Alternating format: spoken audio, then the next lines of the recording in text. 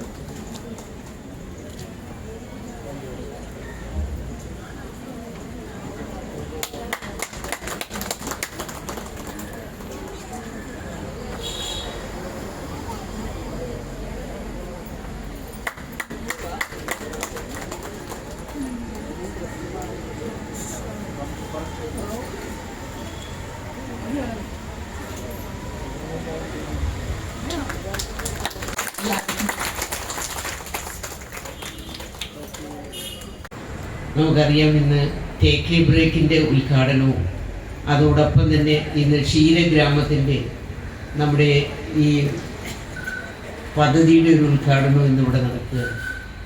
അതെനിക്ക് തോന്നുന്നു ബ്ലോക്ക് തല ഉദ്ഘാടനമാണ്, മണ്ഡലം തല ഉദ്ഘാടനമാണ് ഇന്നിവിടെ നടക്കുന്നത്.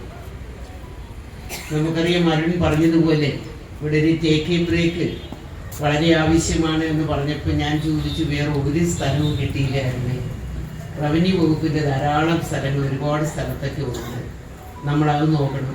റോഡിൽ തന്നെ ചില ഭാഗങ്ങളിൽ ഞങ്ങളിപ്പോൾ കടയ്ക്കൽ ഞങ്ങളുടെയൊക്കെ പഞ്ചായത്തുകളിൽ, നിലമേൽ പഞ്ചായത്തുകളിലൊക്കെ റോഡുകളിൽ നമുക്ക് സ്ഥലം കിടപ്പുണ്ട്. KFPD അതുപോലെ ഗ്രാമപഞ്ചായത്ത് പോകുന്ന വഴി PWD റോഡ്, ഞങ്ങൾ അവിടേക്കുള്ള സ്ഥലങ്ങളാണ് ചിലയിടത്തൊക്കെ എടുത്തിരിക്കുന്നത്.